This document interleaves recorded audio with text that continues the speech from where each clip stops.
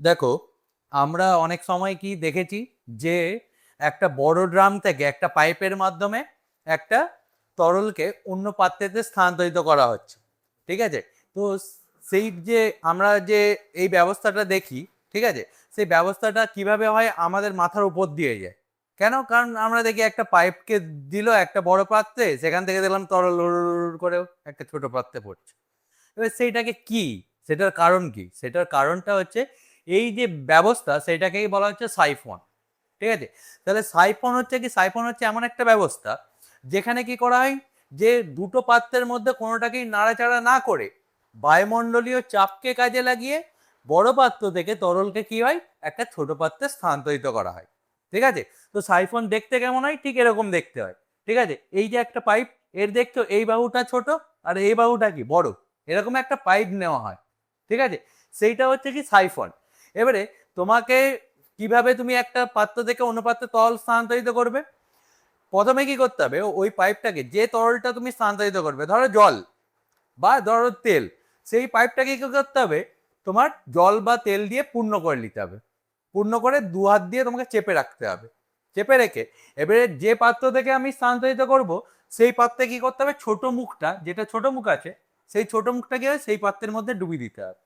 আর যাতে স্থানান্তরিত করতে হবে সেটাকে কি করব, বড় যে মুখটা আছে পাইপটা, সেটা কি করব, আমি দিয়ে দেবো।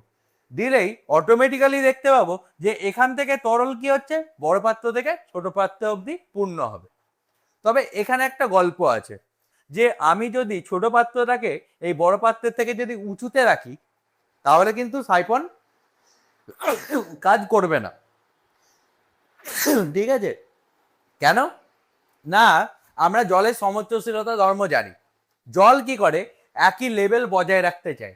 তো আমি যদি এই পাত্রটাকে এখানে না রেখে যদি এখানে রাখি, তাহলে কিন্তু জল উপর দিকে যাবে না। ঠিক আছে? তো আমাকে কি করতে হবে, যে পাত্র থেকে আমি তরলটা স্থানান্তরিত করব, সেই পাত্রটাকে কি করতে হবে না, উঁচু জায়গায় রাখতে হবে। আর যাতে স্থানান্তরিত করব, সেই পাত্রটাকে কি করতে হবে, আমাকে নিচু জায়গায় রাখতে হবে। ঠিক আছে? এটা হচ্ছে একটা ফার্স্ট কন্ডিশন। দেখো, ফার্স্ট কন্ডিশনে কি বললাম, যে তরল দ্বারা নলটিকে পূর্ণ করতে হবে বললাম। দ্বিতীয় কি বলছে, যে পাত্র থেকে তরল ঢালবো, অন্য পাত্র থেকে তাকে উঁচুতে রাখতে হবে। ও, প্রচন্ড সর্দি হয়ে গেছে। উঁচুতে রাখতে হবে। তৃতীয় কি বলছে, যে যে আমি পাইপটা নেবো, সেই পাইপটাতে কোনো রকম কোনো ছিদ্র থাকা যাবে না। ঠিক আছে? যদি ছিদ্র থাকে তাহলে কি হবে, তরল লিক করবে, তাহলে আর কিন্তু সাইফন কাজ করবে না। আর চতুর্থ যেটা ব্যাপার, যেটা আমরা আগের দিন বায়ুমণ্ডলীয় চাপের ক্ষেত্রে পড়েছিলাম, যে বায়ুর চাপে আমার পারদ কত মিটার, কত সেন্টিমিটার উপরে ওঠে না, 76 সেন্টিমিটার উপরে ওঠে একটা নলে। জল হলে কত উঠে, 10.33 মিটার। ঠিক আছে? উপরে উঠে। এবারে আমার যে এই পাইপটার দৈর্ঘ্য হবে, যদি আমি পারদ যদি আমি ট্রান্সফার করতে চাই, তাহলে এই যে ছোট পাইপটার দৈর্ঘ্য, এর দৈর্ঘ্য কিন্তু 76 সেন্টিমিটারের বেশি হওয়া চলবে নি। ঠিক আছে? বা যদি আমি জল যদি ট্রান্সফার করতে যাই, তাহলে ছোট পাইপের দৈর্ঘ্য 10.33 মিটারের চেয়ে বড় হওয়া চলবে নি। যদি বড় হয় তাহলে কিন্তু জলটা আর যাবে নি বা পারদটা আর যাবে নি। তার মানে আমি যেই তরলটা ব্যবহার করব, সেই তরলটা যাতে যতটা উচ্চতা উঠে বায়ুমণ্ডলীয় চাপে, তার থেকে আমার এই সাইফনের যে ছোট বাহুর দৈর্ঘ্যটা তার থেকে কম হতে হবে। যদি বেশি হয় তাহলে সাইফন কাজ করবে না। বুঝা গেছে? এবারে আমার গল্প হচ্ছে যে এই সাইফনটা কাজ করছে কিভাবে। দেখো, এ এ একটা তরল নিয়েছি, এ একটা পাত্র, এ একটা পাত্র, ধরো এই পাত্রটার নাম দিচ্ছি এম, আর এই পাত্রটার নাম দিচ্ছি এন। তাহলে এম পাত্র থেকে তরল কি হচ্ছে, এন পাত্রে আমার স্থানান্তরিত হচ্ছে। হলো? এবারে এখানে আমার কিভাবে তরলটা এখান দিয়ে এখানকে যাচ্ছে, দেখো, এখানে কি করছে, বায়ু লম্বলম্বী ভাবে তরলের উপরে একটা চাপ প্রয়োগ করছে। তাহলে এখানে আমার কি আছে, বায়ুর চাপ, তাই তো? বায়ুর চাপ হলো। বায়ুর চাপকে আমরা কি দিয়ে ডিনোট করি, P0 দিয়ে ডিনোট করি। তেমনি এখানেও কি কাজ করছে, একটা বায়ুর চাপ কাজ করছে, তাই তো? এখানেও তাহলে আমার কি P0 আছে। হলো? এবারে বায়ু যখনই এই তরলকে চাপ দিচ্ছে, তাহলে কি হচ্ছে, তরলের উপর চাপ দেওয়ার জন্য এই তরলটা কি হবে, এর মধ্য দিয়ে এর উপরে ভিতরে প্রবেশ করবে, তাই তো? এবারে আমাকে আরেকটা জিনিসও মাথায় রাখতে হবে, এই যে এই পাইপের মধ্যেও কি আছে, তরল পদার্থ ভরে আছে। এবার তাহলে এই যে তরল স্তম্ভটা তৈরি হয়েছে H1 উচ্চতায়, এটাও কি হবে, একটা চাপ প্রয়োগ করবে।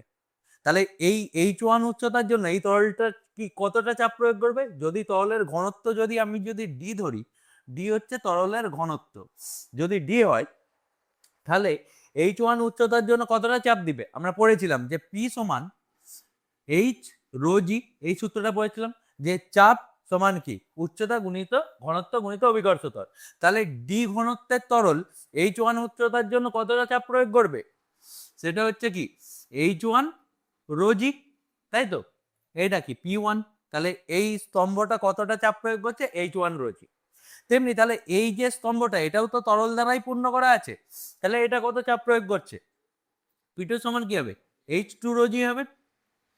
এবারে দেখো বায়ুমণ্ডলের চাপ এই তরল স্তম্ভের চাপের তুলনায় অনেক গুণ বেশি, তাই তো? এবারে তো বেশি হওয়ার কারণে আমার কার্যকর যে চাপটা, মানে বায়ুর চাপ এইদিকে নিচের দিকে কাজ করে, তার প্রতিক্রিয়া হিসাবে উপর দিকে কাজ করছে বায়ুর চাপটা, আর তল স্তম্ভের চাপটা কোন দিকে? নিচের দিকে কাজ করছে। তাহলে একটা বল নিচের দিকে আছে, একটা বল উপর দিকে আছে, তাহলে কার্যকর বল কত হচ্ছে? বায়ুর চাপ বিয়োগ H1 রো জি হবে, তাই তো? এই যে এই চাপটা আমার কোথায় ফিল হবে? না বি পয়েন্টে ফিল হবে, ঠিক আছে? তাহলে বি বিন্দুতে চাপ কত হচ্ছে? P0 মাইনাস H1 রো জি। তাহলে সি বিন্দুতে চাপ কত হবে? P0 মাইনাস H2 রো জি হবে, তাই তো? তাহলে সি বিন্দুতে চাপ কত হবে? P0 মাইনাস H2 রো জি। এবারে আমাকে বলো যে বি বিন্দুতে চাপটা বেশি না সি বিন্দুতে চাপটা বেশি? কোনটার মান বেশি? H1 রো জির মান বেশি না H2 রো জির মান বেশি? H1 রো জির মান বেশি, তাই কি না? H2 রো জির মান বেশি, কারণ H2 এর উচ্চতা বেশি, তাহলে তাহলে যার উচ্চতা বেশি হবে তার গুণফল তো বেশি হবে।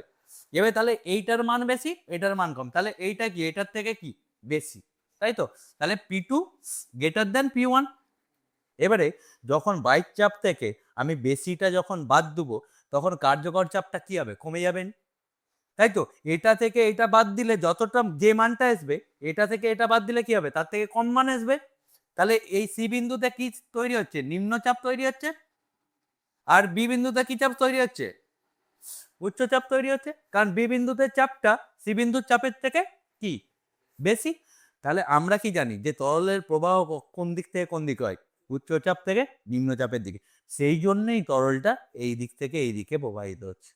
বোঝা গেল? যদি এটার মান আমার বেশি হতো তাহলে কিন্তু যেত নি। ওই জন্যই বলা হয় যে তরলটা আমি ব্যবহার করব সেটা যেন বায়ুর চাপের যতটা উঠে তার থেকে যেন বেশি না হয়। বেশি হলে কি হবে? হবে নি তো। বোঝা গেছে? তো এই হচ্ছে আমার সাইফনের কার্যক্রিয়া। বোঝা গেছে? হ্যাঁ, যত বায়ুমণ্ডল চাপ দিচ্ছে তার থেকে বেশি নিচে পড়ছে জলস্তম্ভের চাপ এখানে নিচে দিকে নামছে। নিচের দিকে আমার চলে যাচ্ছে। বোঝা গেছে? এবারে এই সাইফন আমার তাহলে কোথায় কোথায় ব্যবহার করা হয়? না একটা বড় যেমন তেলের ড্রাম থেকে অন্য একটা ছোট ড্রামেতে ট্রান্সফার করতে, বা আমাদের যে স্বয়ংক্রিয় যে ফ্লাশ আছে, ঠিক আছে, বাথরুমেতে, তো সেই ফ্লাশের ক্ষেত্রেও সাইফন ক্রিয়া করে। অথবা আরো আমরা বিভিন্ন জিনিস দেখি যে তোমার জলের যে কোনো ট্যাঙ্কি থেকে অন্য আর একটা ট্যাঙ্কিতে ট্রান্সফার করার জন্য, মানে ট্যাঙ্ক পরিষ্কার করার জন্য কি করা হয়? ট্রান্সফার করা হয়। তো এই সব জায়গায় আমার সাইফন কাজে লাগে। বোঝা গেল? এই হচ্ছে আমার সাইফনের ক্রিয়া, ঠিক আছে?